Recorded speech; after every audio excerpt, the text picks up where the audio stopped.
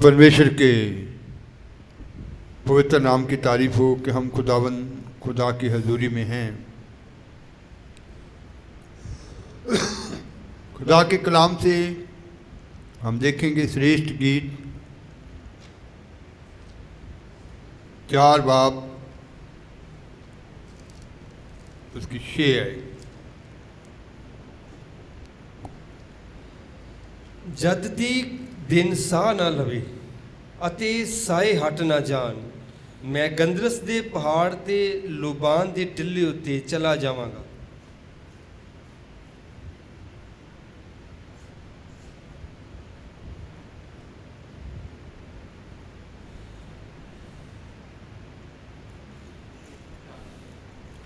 चार किसी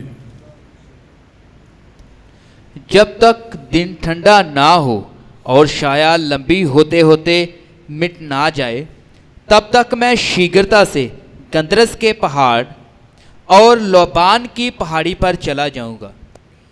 इन वचनों को आप पहले भी पढ़ चुके हैं, सुन चुके हैं, लेकिन आज अच्छे इनको और भी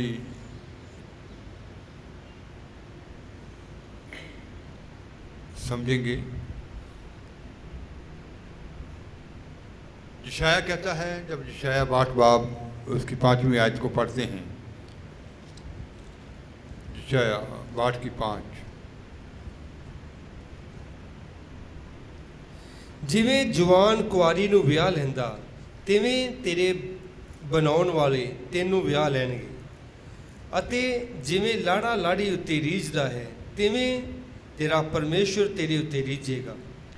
क्योंकि जिस प्रकार जवान पुरुष एक कुमारी को ब्याह लेता है, वैसे ही तेरे पुत्र तुझे ब्याह लेंगे, और जैसे दुल्हा अपनी दुल्हन के कारण हर्षित होता है, जैसे दुल्हा अपनी दुल्हन के कारण हर्षित होता है, वैसे ही तेरा परमेश्वर तेरे कारण हर्षित होगा। वैसे ही तेरा परमेश्वर तेरे कारण क्या होगा? हर्षित होगा। तो ये जो वचन है, जैसे श्रेष्ठ गीत भी दूल्हे और दुल्हन के बारे में लिखा गया, इन वचनों को समझने के लिए जैसे पौलुस कहता है कि पहला कुरिन्थियों 2 की 11 आयत जब हम पढ़ते हैं, तो ये जो वचन हैं खुदा का कलाम की गहरी बातें जो हैं पढ़ेंगे।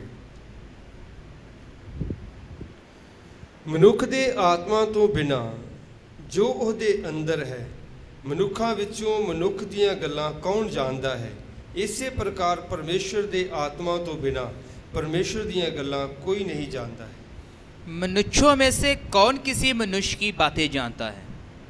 केवल मनुष्य की आत्मा जो उसमें है, वैसे ही परमेश्वर की बातें भी कोई नहीं जानता। परमेश्वर की बातें कोई नहीं समझ सकता। ये गहरी बातें कोई नहीं समझ सकता, लेकिन केवल परमेश्वर का आत्मा, केवल परमेश्वर का आत्मा। तो आत्मा पाए हुए लोग ही ऐसी बातों को क्या करते हैं? समझते हैं। तो इन बातों को समझना है। तो जैसे वहाँ लिखा गया कि वो कौन से पहाड़ के ऊपर चला जाएगा, पंजाबी में एक बार फिर पढ़ देंगे। 4 की 6, जद तक दिन साह ना लवे अते साए हट ना जान, मैं गंदरस दे पहाड़ ते जब तक दिन साह न ले और साए हट ना जान, जो साया जो है वो हट ना जाए, मैं गंदरस दे पहाड़ ते मैं गंदरस के पहाड़ के ऊपर क्या करूंगा? चला जाऊंगा। लोबान दे टिल्ले उत्ते चला जाऊंगा। लोबान दे टिल्ले उत्ते चला जाऊंगा। तो इन बातों को अब समझना है। पहाड़, पहाड़ जो है ये जैसे यशाया 56 बाब उसकी 7वीं आयत 56 चैप्टर उसका 7वां वचन जब हम पढ़ते हैं, इन्हां नूं मैं अपने पवित्र पहाड़ नूं लियावांगा अते उन्हां नूं अपने प्रार्थना दे घर विच आनंद दवावांगा। ਉਹਨਾਂ ਦੀਆਂ ਹੋਮ ਬਲੀਆਂ ਅਤੇ ਬਲੀਦਾਨ ਮੇਰੀ ਜਗਵੇਦੀ ਉੱਤੇ ਕਬੂਲ ਹੋਣਗੇ। ਮੇਰਾ ਘਰ ਤਾਂ ਸਾਰਿਆਂ ਲੋਕਾਂ ਲਈ ਪ੍ਰਾਰਥਨਾ ਦਾ ਘਰ ਸਦਾਵੇਗਾ। उनको मैं अपने पवित्र पर्वत पर ले उनको मैं अपने पवित्र पर्वत पर लेकर आऊंगा, अपने प्रार्थना के भवन में अपने प्रार्थना के भवन में। तो इसका मतलब है कि ये पहाड़ के ऊपर जाना, ये उस प्रार्थना जीवन को दर्शाता है, उस प्रार्थना को दर्शाता है। तो इनको मैं अपने पवित्र पहाड़ के ऊपर, पवित्र पर्वत के ऊपर लेकर आऊंगा, अपने प्रार्थना के भवन में। उनके होम बलि और मेल बलि मेरी वेदी पर ग्रहण किए जाएंगे। वहाँ उनकी होम बलि और मेल बलि मेरी वेदी के ऊपर, जो वहाँ वेदी है वो क्या होगी? ग्रहण होगी। क्योंकि मेरा मेरा मेरा घर प्रार्थना का घर कहलाएगा। तो पहाड़ के ऊपर जाना वो प्रार्थना। तो प्रार्थना जो है, जब हम प्रार्थना करते हैं, पहली बात है कि हमें इन बातों को समझना है। यीशु मसीह के बारे में पहले हम समझेंगे। मत्ती की इंजील 14 बाब उसकी 23 आयत जब हम पढ़ते हैं तो वहाँ लिखा गया 14 की 23, ਅਤੇ ਉਹ ਭੀੜ ਨੂੰ ਵਿਦਿਆ ਕਰਕੇ ਪ੍ਰਾਰਥਨਾ ਕਰਨ ਲਈ ਨਿਰਾਲੇ ਵਿੱਚ ਪਹਾੜ ਤੇ ਚੜ ਗਿਆ ਔਰ ਜਾਂ ਸੰਝ ਹੋਈ ਤਾਂ ਉਹ ਉੱਥੇ ਇਕੱਲਾ ਹੀ ਸੀ। तो भीड़ से पहले अपने आप को क्या करना? अलग करना। कुछ लोग केवल संगत में ही प्रार्थना कर सकते हैं, भीड़ के बीच में, दूसरे लोगों के बीच में। घर में या अकेले उनको प्रार्थना करना क्या लगता है? कठिन लगता है। तो यीशु मसीह के बारे में लिखा कि वो भीड़ को विद्या करके फिर वो अकेले ही प्रार्थना करने के लिए पहाड़ के ऊपर चला गया। तो जब सांझ हुई तो वहाँ वो क्या था? अकेला ही था। तो अकेला प्रार्थना करना, जैसे एकांत में हमारा प्रार्थना करना, ये भी एक ज़रूरी है। जैसे आप मिलाप के तंबू के बारे में फ्राइडे को लगातार सीख रहे हैं, जैसे उसके 3 हिस्सों के बारे में, आंगन के बारे में, पवित्र स्थान के बारे में और अति पवित्र स्थान के बारे में आप खुदा ये अनुग्रह दे रहे हैं उन सब बातों को समझने के लिए। तो जो अति पवित्र स्थान है, जैसे वहाँ महायाजक जो साल में केवल एक बार जाता था, तो अति पवित्र स्थान में जाना जो है वो एकांत में जाकर अकेले दुआ करना। तो इसका मतलब है कि संगत में भी हम समय व्यतीत करते हैं, लेकिन हमारा अकेले का प्रार्थना करना भी क्या है? ज़रूरी है। वहीं अति पवित्र स्थान में ही खुदा उनसे क्या करते थे? बात करते थे। तो भीड़ से अलग होकर भी दुआ करनी चाहिए। भीड़ से अलग होकर भी हमें दुआ करनी चाहिए। भीड़ के बीच ही नहीं कि केवल हम दूसरों के साथ ही दुआ कर सकते हैं। अब वक्त है कि आप खुदा की आवाज़ को सुने, खुदा की गहरी बातों को समझें। खुदा की उन बातों को समझने के लिए आपको अलग ताई में भी दुआ करनी चाहिए। लूका की इंजील 6 बाब उसकी 12 आयत में जब हम पढ़ते हैं तो वहाँ लिखा गया, पढ़ेंगे। ਉਨੀ ਦਿਨੀ ਅਜਿਹਾ ਹੋਇਆ ਜੋ ਉਹ ਪ੍ਰਾਰਥਨਾ ਕਰਨ ਲਈ ਪਹਾੜ ਉੱਤੇ ਗਿਆ ਔਰ ਪਰਮੇਸ਼ਰ ਅੱਗੇ ਪ੍ਰਾਰਥਨਾ ਕਰਦਿਆਂ ਸਾਰੀ ਰਾਤ ਕੱਟੀ। उन दिनों में वह पहाड़ पर प्रार्थना करने उन दिनों में वह पहाड़ पर प्रार्थना करने के लिए गया, लेकिन प्रार्थना करते वक्त कितना समय व्यतीत किया? सारी रात। प्रभु यीशु मसीह ने कितना समय वहाँ दुआ की? इसका मतलब है कि प्रार्थना का कोई भी हमें टाइम फिक्स करना नहीं चाहिए। जब तक आपको खुदा प्रार्थना के लिए चलाते हैं, मसा जब ठहर जाता है इंसान के ऊपर, पवित्र आत्मा जब आपको बल देते हैं, तो फिर हमें फिर टाइम नहीं देखना चाहिए। प्रार्थना के लिए कोई भी टाइम फिक्स नहीं है कि हमें इतना समय दुआ करनी है। लेकिन यीशु मसीह के बारे में लिखा कि वो पूरी रात ही क्या करते रहे? दुआ करते रहे। जब इसकी 9 बाब उसकी 28 आयत पढ़ते हैं, लूका की इंजील की 9 की 28, तो वहाँ लिखा गया, इन्हां गल्लां दे 8 ਕੁ ਦਿਨ ਪਿੱਛੋਂ ਇਉਂ ਹੋਇਆ ਜੋ ਉਹ ਪਤਰਸ ਔਰ ਯੂਨਾ ਔਰ ਯਕੂਬ ਨੂੰ ਨਾਲ ਲੈ ਕੇ ਪਹਾੜ ਉੱਤੇ ਪ੍ਰਾਰਥਨਾ ਕਰਨ ਚੜ੍ਹਿਆ।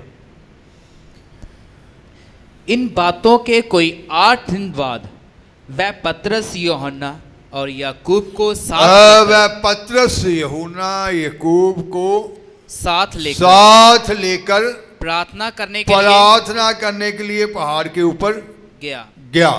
तो इसका मतलब है कि एक वक्त ऐसा भी होता है हमारी ज़िंदगी में जब हमें अपनी टीम के साथ, चुने हुए लोगों के साथ भी दुआ करनी होती है। तो उन लोगों को पतरस याकूब यूहन्ना को साथ लेकर, ये नहीं है कि हर समय अकेले करनी है।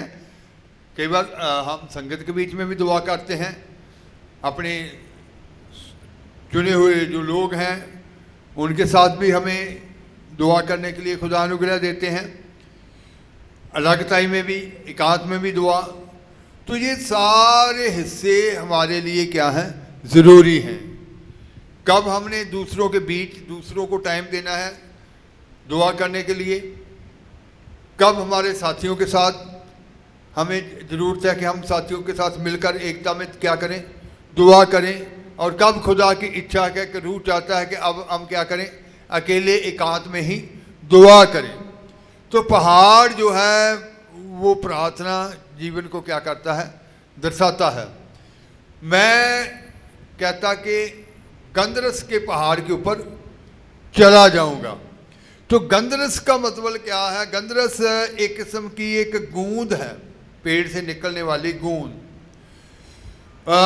जो होती तो बहुत कड़वी है, लेकिन उसकी खुशबू जो है, सुगंध जो है वो बहुत ही अच्छी होती है।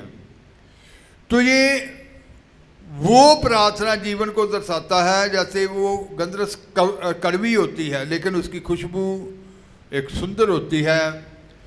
तो टूटे हुए दिल से, आंसुओं से, जैसे हन्ना ने दुआ की थी, है ना, पहला शमूएल 1:10 में जब हम पढ़ते हैं, तो उसने जब दुआ की थी पूरे टूटे हुए दिल से दुआ की थी। ਅਤੇ ਉਹਦਾ ਮਨ ਬਹੁਤ ਉਦਾਸ ਹੋਇਆ, ਸੋ ਉਹਨੇ ਯਹੋਵਾ ਦੇ ਅੱਗੇ ਬੇਨਤੀ ਕੀਤੀ ਅਤੇ ਭੁੱਬਾਂ ਮਾਰ-ਮਾਰ ਰੋਈ।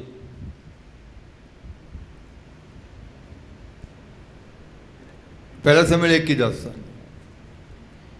वह मन में व्याकुल होकर यहोवा से प्रार्थना करने और मन में व्याकुल होकर यहोवा से क्या कर रही थी? प्रार्थना कर रही थी और बिलक बिलक कर रोने लगी। बिलक बिलक कर रोने लगी। पंजाबी में लिखा पुब्बा मार मार के रोई, है ना। यीशु मसीह के बारे में भी आपने बहुत बार पढ़ा है, बहुत बार सुना है इब्रानियों 5 के साथ में, कि उन दिनों में जब वो देह में था कैसे दुआ की, आंसू बहा बहा कर। पंजाबी में वहाँ उसके बारे में लिखा ताहा मार मार के, है ना। तो इसका मतलब है कि ये जो गंदरस के पहाड़, गंदरस का मतलब है कि जब हम टूटे दिल से पूरा टूट कर दुआ करते हैं।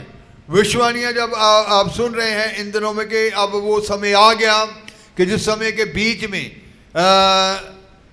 इतना वो दुख होगा, कितने लोग बेदोषी मारे जाएंगे, लेकिन बेदोषी लोग मारे ना जाएं, आप उनके लिए क्या करें, दुआ करें।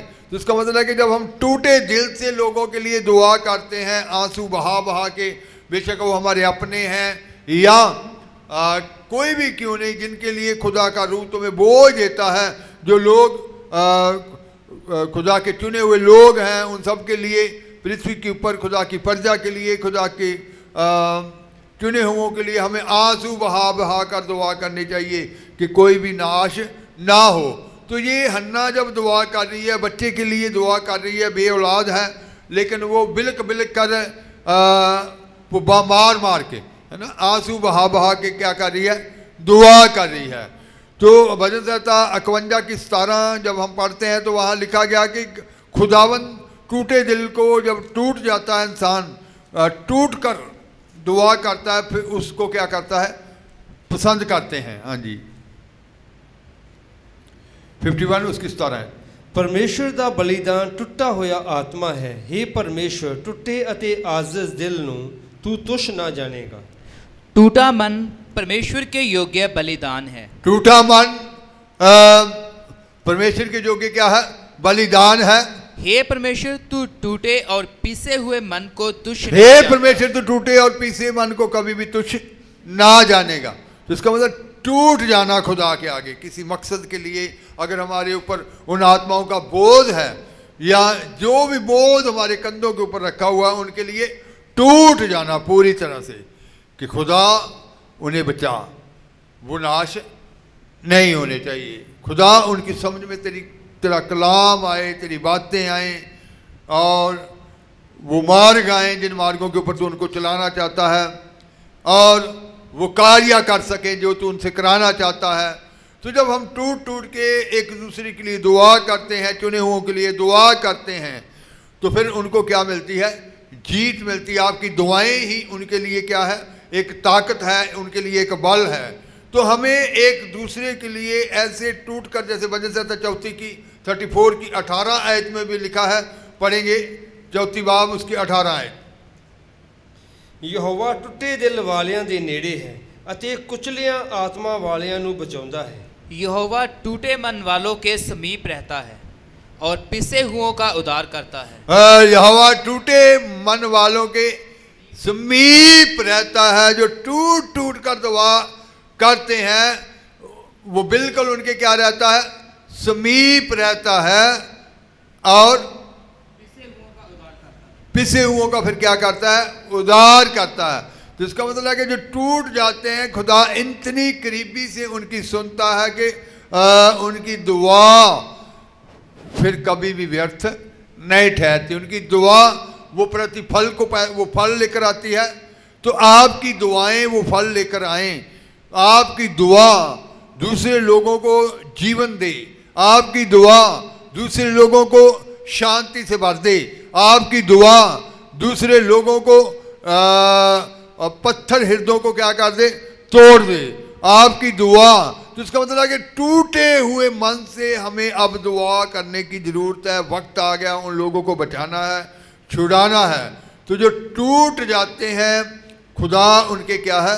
समीप है, उनकी दुआओं को सुनता है। फिर खुदा उनकी दुआओं का अज़र उन लोगों को बचाता है जिन लोगों के लिए वो बोझ से क्या करते हैं? दुआ करते हैं। तो अब हमें वक्त है कि उस पहाड़ के ऊपर जाना, जैसे हमने सुना, और टूटे मन से दुआ करनी अब ऐसा वक्त है। तो फिर वहाँ लिखा गया था कि वो दुआ कब तक करनी चाहिए? उसने कहा था कि जब तक दिन ढल ना जाए और साए, फिर से एक बार पढ़ लो, दिन ठंडा ना पड़ जाए और साया लंबी होते होते मिट ना जाए। पंजाबी में पढ़ेंगे। ਜਦ ਤੀਕ ਦਿਨ ਸਾਹ ਨਾ ਲਵੇ ਅਤੇ ਸਾਏ ਹਟ ਨਾ ਜਾਣ। जद तीक दिन सा न लवे साए हट न जान। पतरस इसके बारे में कहता है, दूसरा पतरस 1 बाब उसकी 19 आयत और 16 आयत जब हम पढ़ते हैं, ਅਤੇ ਅਗੰਮ ਵਾਕ ਦਾ ਬਚਨ ਸਾਡੇ ਕੋਲ ਹੋਰ ਵੀ ਪੱਕਾ ਕੀਤਾ ਹੋਇਆ ਹੈ ਅਤੇ ਤੁਸੀਂ ਚੰਗਾ ਕਰਦੇ ਹੋ ਜੋ ਉਸ ਵੱਲ ਧਿਆਨ ਲਾਉਂਦੇ ਹੋ, ਜਿਵੇਂ ਇੱਕ ਦੀਵੇ ਵੱਲ ਜੋ ਹਨੇਰੇ ਥਾਂ ਵਿੱਚ ਚਮਕਦਾ ਹੈ, ਜਿੰਨਾ ਚਿਰ ਪਹੁ ਨਾ ਫੁੱਟੇ ਅਤੇ ਦਿਨ ਦਾ ਤਾਰਾ ਤੁਹਾਡਿਆਂ ਹਿਰਦਿਆਂ ਵਿੱਚ ਨਾ ਚੜ ਆਵੇ। ਕਿਉਂ ਜੋ ਅਸਾਂ ਤੁਹਾਨੂੰ ਆਪਣੇ ਪ੍ਰਭੂ ਯਿਸੂ ਮਸੀਹ ਦੀ ਸਮਰੱਥਾ ਅਤੇ ਆਉਣ ਤੋਂ ਮਹਿਰਮ ਜੋ ਕੀਤਾ, ਤਾਂ ਚਤਰਾਈ ਦੀਆਂ ਬਨਾਵਟੀ ਕਹਾਣੀਆਂ ਦੇ ਮਗਰ ਲੱਗ ਕੇ ਨਹੀਂ, ਸਗੋਂ ਉਹਦੀ ਮਹਾਨਤਾ ਨੂੰ ਆਪਣੀ ਅੱਖੀਂ ਵੇਖ ਕੇ ਕੀਤਾ। हमारे पास जो हाँ जी, भविष्यवक्ताओं दूसरा पत्रस 1 की 19 और 16 आयत पढ़ रहे हैं। हाँ जी, हमारे पास जो भविष्यवक्ताओं का वचन है हमारे पास जो भविष्यवक्ताओं का वचन है वह इस घटना से दृढ़ ठहरा, तुम ये अच्छा करते हो जो वह, फिर से हमारे हमारे पास भविष्यवक्ताओं का जो वचन है वह इस घटना से दृढ़ ठहरा। वह इस घटना से क्या ठहरा? दृढ़ ठहरा। तुम ये अच्छा करते हो जो ये समझकर उस पर ध्यान करते हो कि वह एक दिया है जो अंधियारे स्थान में उस समय तक प्रकाश। तुम ये अच्छा करते हो, क्या अच्छा करते हो? ये समझकर उस पर ध्यान करते हो। ये समझकर उसके ऊपर ध्यान करते हो कि यह वह एक दिया है, वह आपको रोशनी दिखाता है, जो अंधियारे स्थानों को रोशन करता है। हाँ जी। जब तक कि पौ ना फटे और बोर का तारा तुम्हारे हृदय में ना चमक उठे, तब तक उसकी तरफ नजर लगी रहनी चाहिए, तब तक हमें दुआ करते रहने चाहिए, जब तक पौ ना फूटे और बोर का तारा तुम्हारे हृदयों में ना चमक उठे। इसका मतलब जिसके लिए बुलाए गए हैं, जिस बल के लिए हम चुने गए हैं, अब तब तक, जब तक हम पूरी तरह रोशनी से भर ना जाएं, जब तक हम पूरी जीत को अपने जीवन में देख न लें, जब तक हम उस रोशनी से, उस प्रकाश से भर ना जाएं, जब तक हमारे जीवन में वो विजय नहीं आ जाती। और जैसे 16 आयत में लिखा है, पढ़ेंगे, क्योंकि जब हमने तुम्हें अपने प्रभु यीशु मसीह की सामर्थ का और आगमन का समाचार दिया तो वह चतुराई से गढ़ी हुई कहानियों का अनुकरण नहीं था। कहता है कि जब हमने आपको यीशु मसीह का क्या दिया, जब आपने यीशु मसीह के बारे में सुना, वो सुसमाचार को सुना, खुदा की बातों को सुना, वह चतुराई की गढ़ी हुई बातें ना थी। क्योंकि जब हमने तुम्हें अपने प्रभु यीशु मसीह की सामर्थ का और आगमन का समाचार दिया तो वह चतुराई से गढ़ी हुई कहानियों का, यीशु मसीह की सामर्थ का और आगमन का समाचार दिया, वह चतुराई की गढ़ी हुई बातें नहीं थी। हाँ जी। तो वह चतुराई से गढ़ी हुई कहानियों का अनुकरण नहीं था, वरन हमने आप ही उसके प्रताप को देखा था। वरन हमने आप ही उसके प्रताप को क्या किया? देखा। तो इसका मतलब उस प्रताप को अब अपने जीवनों में क्या करना है? देखना है। तभी उन्होंने उसके आगमन के बारे में भी क्या किया? उन लोगों को बताया कि वो आपको लेने आएगा। वो खुद उस प्रताप को, उस जलाल को उन्होंने देखा। तो आपने खुद देखना है, उन सारी बातों को देखना है। अब तो देखने का वक्त है। तो फिर जैसे उसने कहा कि मैं लबान के टिल्ले के ऊपर क्या हो जाऊंगा, लबान के टिल्ले के बारे में क्या लिखा था? लबान जो है, हमारे धन्यवाद, जो हमारी प्रार्थना है वो धन्यवाद के साथ होनी चाहिए। कैसे होनी चाहिए? धन्यवाद के साथ। लबान धन्यवाद को दर्शाता है। वो क्या लिखा था लाइन? मैं गंदरस दे पहाड़ ते लुबान दे टिल्ले उत्ते चला जावां। लुबान दे टिल्ले उत्ते। लुबान दा टिल्ला आपके जीवन में जरूरी है। दुआ धन्यवाद के साथ ही होनी चाहिए। धन्यवाद के साथ, जैसे फिलिपियां 4 बाब उसकी 6 और 7 आयत में लिखा है, धन्यवाद के साथ हम कैसे दुआ कर सकते हैं? ਕਿਸੇ ਗੱਲ ਦੀ ਚਿੰਤਾ ਨਾ ਕਰੋ, ਸਗੋਂ ਹਰ ਗੱਲ ਵਿੱਚ ਤੁਹਾਡੀਆਂ ਅਰਦਾਸਾਂ, ਪ੍ਰਾਰਥਨਾ ਅਤੇ ਬੇਨਤੀ ਨਾਲ ਧੰਨਵਾਦ ਸਣੇ ਪਰਮੇਸ਼ਵਰ ਦੇ ਅੱਗੇ ਕੀਤੀਆਂ ਜਾਣ ਅਤੇ ਪਰਮੇਸ਼ਵਰ ਦੀ ਸ਼ਾਂਤੀ ਜੋ ਸਾਰੀ ਸਮਝ ਤੋਂ ਪਰੇ ਹੈ, हाँ जी, पढ़ देंगे पहले हिंदी में पढ़। ਮਸੀਹ ਯਿਸੂ ਵਿੱਚ ਤੁਹਾਡੀਆਂ ਮਨਾਂ ਅਤੇ ਸੋਚਾਂ ਦੀ ਰਾਖੀ ਕਰੇਗੀ। किसी भी बात की चिंता मत करो। पहली बात है कि किसी भी बात जब दुआ करनी है उसके ऊपर क्या होना चाहिए? ईमान होना चाहिए कि जिसकी हजूरी में मैं आया हूँ, जिसके आगे मैं घुटने टेक कर बैठने लगा हूँ, वो मेरी दुआओं का उत्तर देगा, वो मेरे आंसुओं को देखेगा, वो मुझे फतह में चलाएगा। पूरे ईमान से किसी भी बात की चिंता ना करो और परंतु हर एक बात में तुम्हारे निवेदन, प्रार्थना और विनती के द्वारा धन्यवाद के साथ हमारे जो निवेदन है, हमारी जो प्रार्थना है, हमारी जो दुआ है, धन्यवाद के साथ होनी चाहिए। धन्यवाद के कि हर बात जब हम दुआ कर लेते हैं, साथ में उसके लिए धन्यवाद की भेंट चढ़ानी है कि प्रभु तूने मेरी दुआ को सुन लिया है, प्रभु तूने ये काम कर दिया, मैं इसके लिए धन्यवाद करता हूँ, धन्यवाद करती हूँ। तू इस बीमार को चंगा कर दिया, तूने उसको आज़ाद कर दिया, तूने उसको पाप की दलदल से बाहर निकाल दिया। अगर हम दुआ करके फिर शंका के बीच में रहे कि पता नहीं ये आज़ाद होगा कि नहीं होगा, या चंगा होगा या नहीं होगा, तो वो फिर दो चित्ता मन जो हो जाता है, दो चित्ता मन, बाइबल में लिखा है कि फिर दो चित्ता मनुष्य कुछ भी प्राप्त। हमें धन्यवाद साथ में चढ़ाना है जब हम दुआ विनती करते हैं, उसके लिए बड़े विश्वास के साथ, बड़ी दिलेरी के साथ कि धन्यवाद खुदावन तेरा, तूने ये काम कर दिया। इतना दृढ़ निश्चय, दृढ़ विश्वास होना चाहिए। धन्यवाद की भेंट हर बात के लिए, कोई भी अपने बच्चों के लिए दुआ करते हैं, आस पड़ोस के लिए दुआ करते हैं, भाई बहनों के लिए, रिश्तेदारों के लिए। तो जब हम दुआ करते हैं तो बाद में क्या कहेंगे, नहीं ये कहाँ समझेगा, चलो शायद प्रभु दयाकारी दे। तो इसका मतलब वो शंका है, इन शंकाओं को अपने अंदर से क्या करना है, खत्म करना है। कहता कि किसी भी बात की चिंता ना करो, पहले तो वो डर निकाल दो कि ये नहीं, पहले डर निकालना है कि जिस बात के लिए मैं दुआ करने लगा हूँ, प्रभु मुझे सफलता देंगे, मुझे जीत देंगे। चिंता नहीं होनी चाहिए कि पता नहीं ये समझेगा या नहीं समझेगा। ऊपरी मन से क्या कर देनी, दुआ कर देनी, है ना, विश्वास के साथ कि नहीं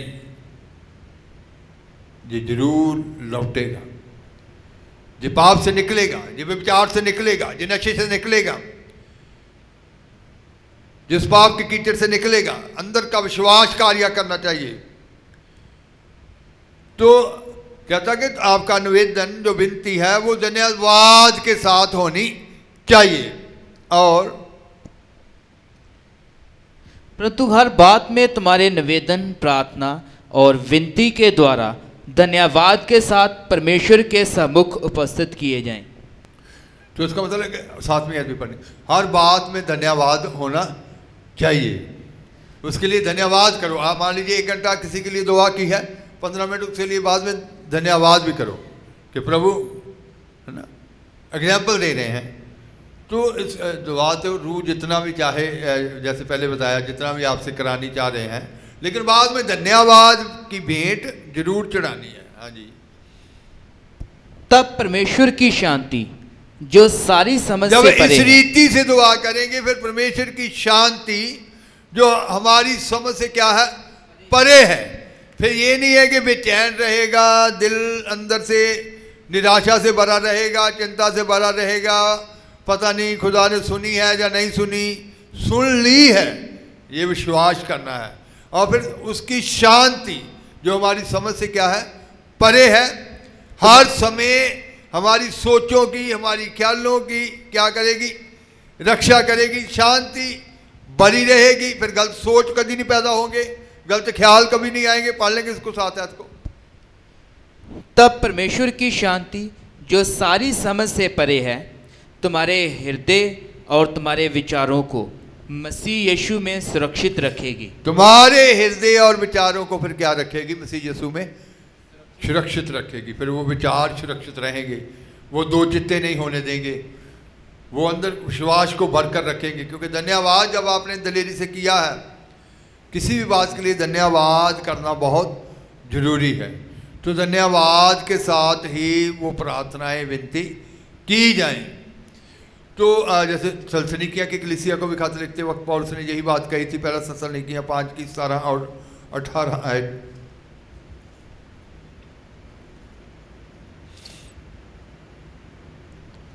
सदा आनंद रहो, नित प्रार्थना करो, हर हाल ਵਿੱਚ ਧੰਨਵਾਦ ਕਰੋ, ਕਿਉਂ ਜੋ ਤੁਹਾਡੇ ਲਈ ਮਸੀਹ ਯਿਸੂ ਵਿੱਚ ਪਰਮੇਸ਼ਰ ਦੀ ਇਹੋ ਇੱਛਾ ਹੈ।